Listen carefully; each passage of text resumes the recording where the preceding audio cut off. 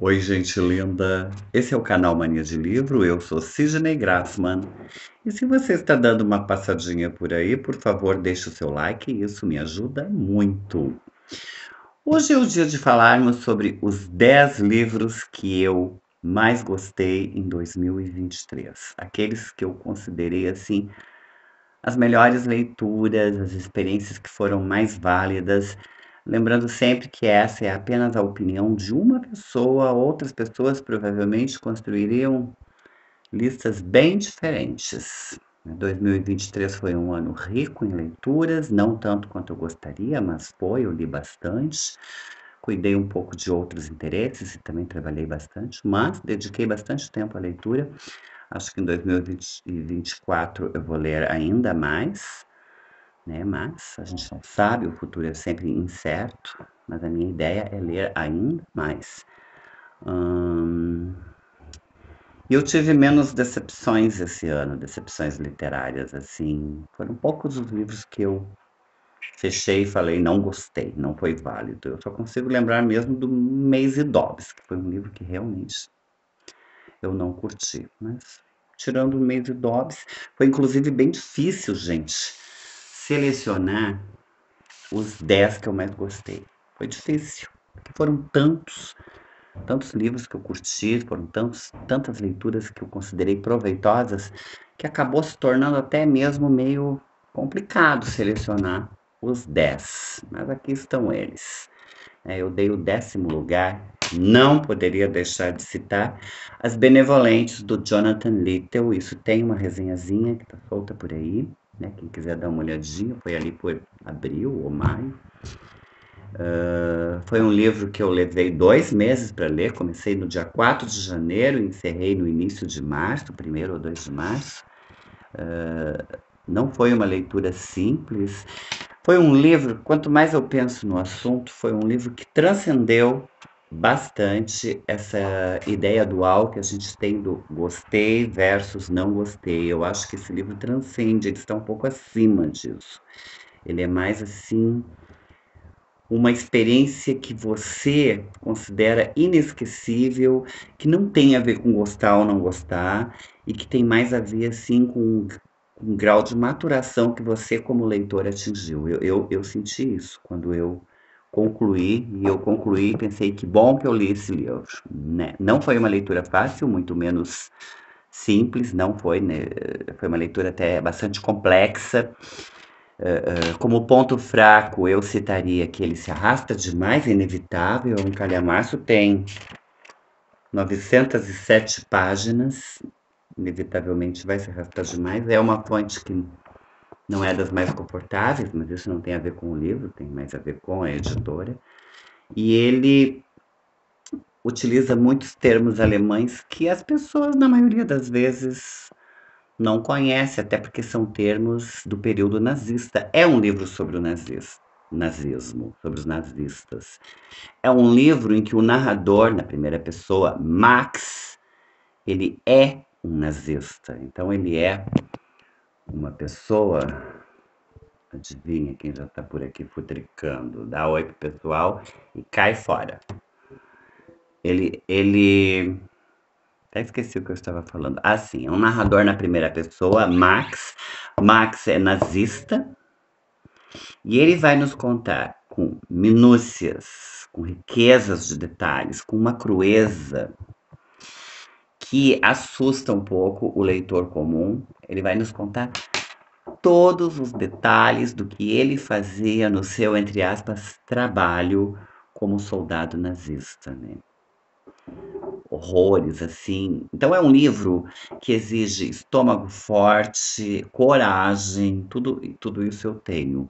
Mas não quer dizer que eu não tenha me chocado com algumas das descrições, né? Algumas das descrições realmente me chocaram e a gente só lendo esse livro para ver, tá? Porque lado a lado com as descrições da Segunda Guerra Mundial estão também a guerra interior que esse homem trava, principalmente que ele trava com o seu próprio corpo, porque a relação dele com o corpo é extremamente ambivalente e sinistra. né, é um homem que é apaixonado, teve uma relação incestuosa com a irmã, eles foram amantes na adolescência, ela não quer mais aquilo, irmã gêmea dele, mas ele a persegue, e ele também persegue rapazes no parque, ele parece ter uma sexualidade ambígua, e ele descreve muitos outros horrores que ele comete, inclusive contra si mesmo, além dos detalhes da guerra em si, uma pesquisa muito boa e muito ampla. Jonathan Little é um escritor nota 10, eu não sei explicar o quanto esse escritor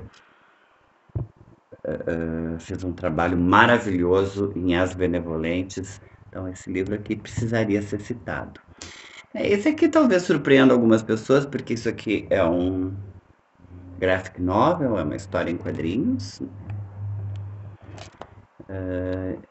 Quando eu for gente grande, eu vou fazer resenhas e seleções de quadrinhos separadas dos não quadrinhos, como eu sei que muita gente faz, mas por enquanto vai tudo para a mesma panela, tá? Esse aqui é o Arlindo, da Ilustra Lu. Ela assina como Ilustra Lu, estava mesmo lendo sobre ela. O nome verdadeiro dela é. Não, foi na internet que eu li sobre ela. É Luísa Souza, mas ela assina como Ilustra Lu.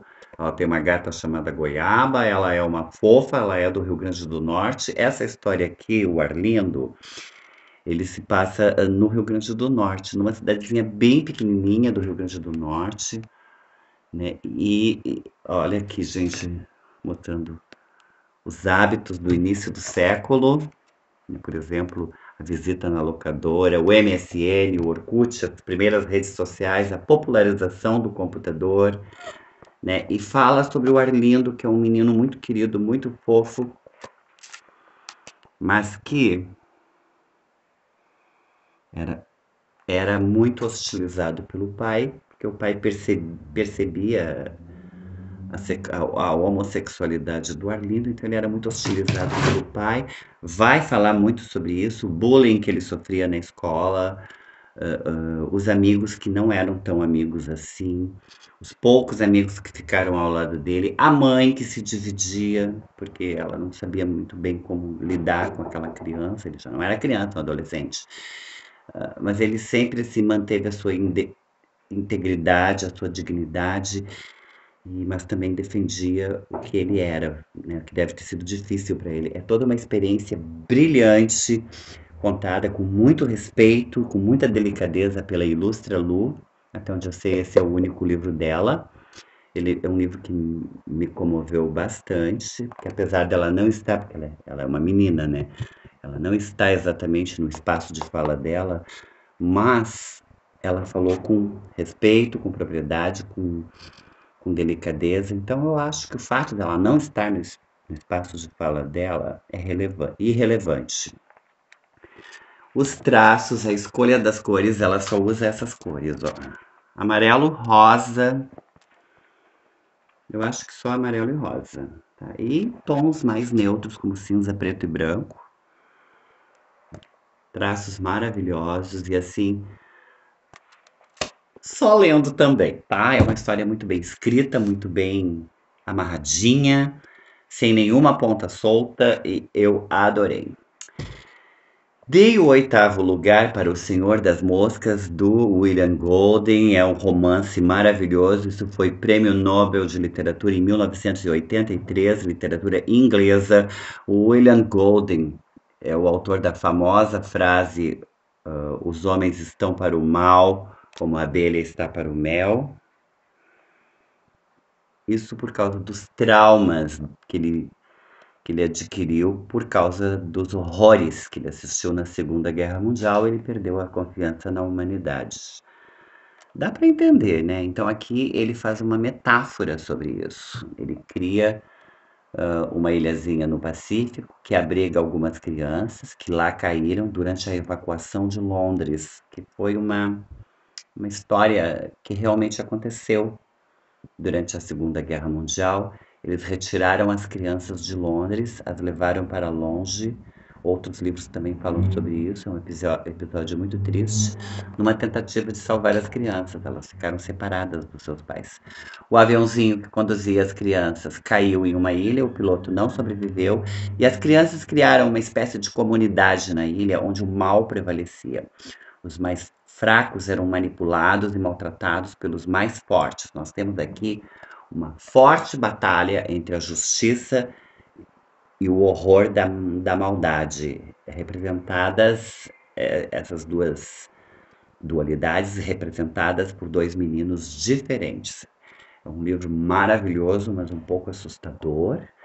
Inclusive eu coloquei como leitura do Halloween, e é um livro que também não é para todos. Dei o 7º lugar para A Morte em Veneza, de Thomas Mann. Isso aqui é uma novela, eu li isso em 2 dias, mas não é que ele seja tão simples assim, né? É só porque é curtinho. Eu quero reler com mais calma, no devido tempo eu vou reler. Esse ano eu quero ler A Montanha Mágica, do Thomas Mann. E Morte em Veneza foi um livro que eu adorei, né? Já sei que tem algumas pessoas que não gostam desse livro, provavelmente em função da obsessão do personagem por um menino de 14 anos. Eu não enxerguei como uma obsessão espiritual é ótimo, como uma obsessão sexual. Eu enxerguei como uma projeção que ele fazia sobre o menino, um desejo de recuperar aquilo que ele tinha perdido em termos de juventude e vitalidade. Foi assim que eu vi, mas talvez eu esteja sendo ingênuo, né? Talvez o homem seja apenas pedófilo, ponto final. Não sei, mas é uma história interessantíssima, é uma representação simbólica da morte, da proximidade da morte, do quanto a morte rondava aquele homem. Eu simplesmente amei esse livro. Dei o 6º lugar para Se a Rua B lhe Falasse, do James Baldwin. Aqui nós temos um livro extremamente triste, uma história muito forte. James Baldwin escreve maravilhosamente, ele é mais conhecido por Giovanni, um dos livros que eu mais amei na minha vida, mas esse aqui não fica muito atrás, não. Aqui é a história de um jovem casal de afrodescendentes que estão pretendendo casar, estão felizes, moram em Nova York, no Harlem, e um policial decide pegar no pé do rapaz. Ele começa a perseguir o menino, inclusive ele consegue imputar no menino a culpa de um crime que o menino não havia cometido. O leitor fica assim furioso, querendo que tudo se resolva, porque aquele policial está agindo apenas através do racismo, cometendo uma crueldade, uma injustiça, algo que não tem nome. O James Baldwin diz que isso aqui parte de uma história da realidade. E assim, gente, é um livro que vale muito a pena. E aqui diz, aqui, inclusive, na página 125 que eu marquei, que as pessoas nos fazem pagar pela fisionomia que temos. Isso porque o casal era muito jovem, muito bonito, e as pessoas sentiam inveja deles. Dei o quinto, deixa eu ver, não, 9, 8, 7, 6. Quinto lugar para Jane Austen em Orgulho e Preconceito. Eu sou péssima em matemática. Sou de humanas. Orgulho e Preconceito, porque eu nunca tinha lido nada da Jane Austen. Às vezes eu ficava até com um pouco de vergonha de admitir que nunca li nada da Jane Austen. Eu ouvia várias opiniões acerca dela. Tem quem gosta, tem quem odeia. E aí o Clube do Livro decidiu isso por mim. O Clube do Livro é o grupo de leitura do qual eu faço parte, na escola onde eu trabalho. E o pessoal decidiu pela leitura de Orgulho e Preconceito. Acho que nós lemos isso em outubro, já nem lembro mais, ou setembro. Eu só sei dizer que eu amei esse romance. Isso não é uma comédia de costumes, muito menos um romance adocicado. Isso é muito mais do que isso. Ele tem uma falsa simplicidade, né? Não se engane, é um livro profundo, é um livro... Quando eu penso que foi uma menina de 19 anos que escreveu isso aqui, mas ela tinha quase 40 quando publicou, então ela deve ter trabalhado bastante no texto. Mesmo assim, gente, isso aqui é uma obra-prima, tá? Retrata muito bem a Inglaterra no final do século XVIII, E é a história de amor entre Mr. Darcy e Elizabeth Bennet, bastante conhecida, explorada pelo cinema. Eles que viviam ali aquele amor de cão e gato, uma hora se odiavam, outra hora se amavam, mas tudo porque era um amor muito reprimido, né? E mostra também, assim, como a mulher era menosprezada naquela sociedade bastante patriarcal durante o período do rei George. Dei quarto lugar para A Sangue Frio, de Truman Capote. Isso aqui é um romance de não ficção, ou como ele mesmo diz, um não romance, né? É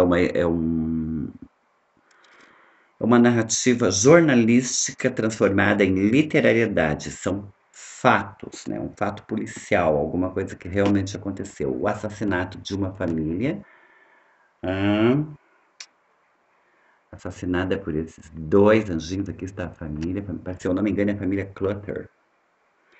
Assassinada por esses Clutter, isso mesmo. Por esses dois anjinhos aqui. E assisti alguns documentários e filmes na HBO Max, também na Prime, na Amazon Prime Videos, e adorei. É uma história bem interessante, muito bem trabalhada. Truman Capote, um excelente escritor, quero ler mais dele. Dei o terceiro lugar para Stephen King. Esse ano eu descobri Stephen King. Eu já havia lido alguma coisa dele, mas esses dois que eu li esse ano mexeram demais comigo. Já estou me programando para ler mais livros dele, porque ele é fantástico. Fantástico. De março ele não passa, quero ler.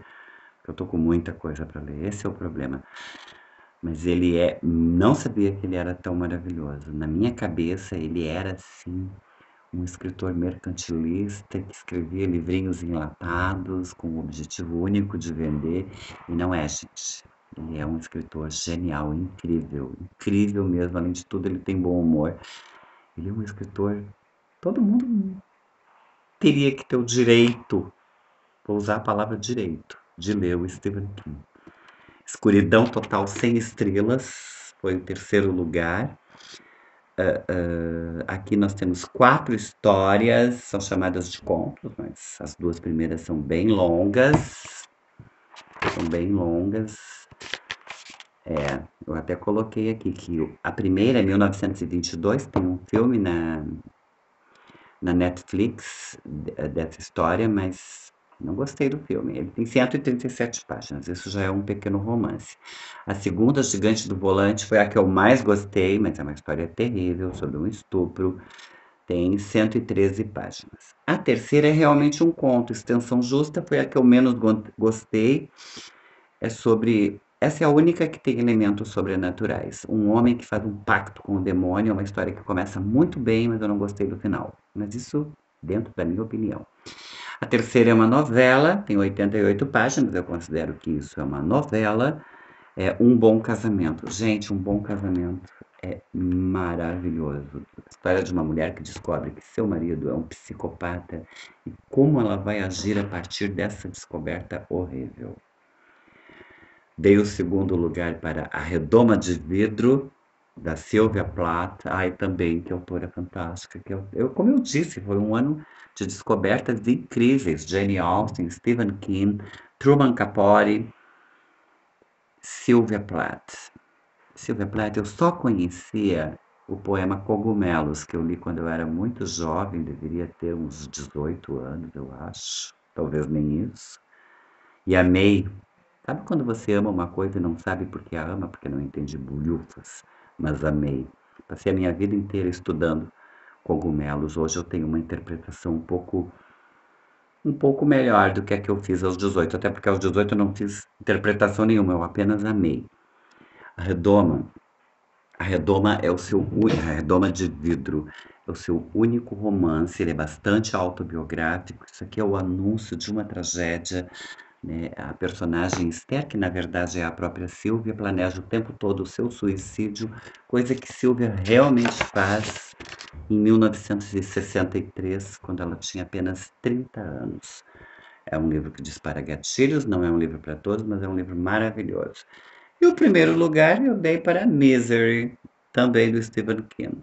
Primeiro eu achei, assim, que selecionar 2 livros do mesmo autor parecia mas por que não, né? Por que não? Eu adorei esse livro aqui. Esse livro me prendeu da primeira à última página. Também não é um livro para todos, é um livro terrível, é um livro de terror. Pode ser lido no Halloween, com certeza, mas não tem elementos sobrenaturais. É um horror psicológico, né? A história de uma mulher completamente desequilibrada, que mantém em cativeiro o seu escritor favorito e o obriga a escrever do jeito dela. E as coisas que ela faz com esse homem, eu me recuso a falar para vocês. Leia que você vai ver. Misery foi um livro fantástico na minha cabeça, inesquecível. Eu quero ler tudo do Stephen King, que na minha opinião foi quem mais me ganhou esse ano. É isso, gente linda. Nós nos encontramos aqui na semana que vem, dia 24 de dezembro, véspera de Natal. Eu já vou estar na casa de mamãe, mas eu vou deixar o vídeo gravadinho por causa do cenário, né? Porque lá na casa de mamãe não tem livros. E a gente vai então conversar sobre a última resenha do ano, Crônica da Casa Assassinada, do Lúcio Cardoso. A gente se vê então no domingo que vem. Uma semana abençoada. Um beijo no coração de todo mundo.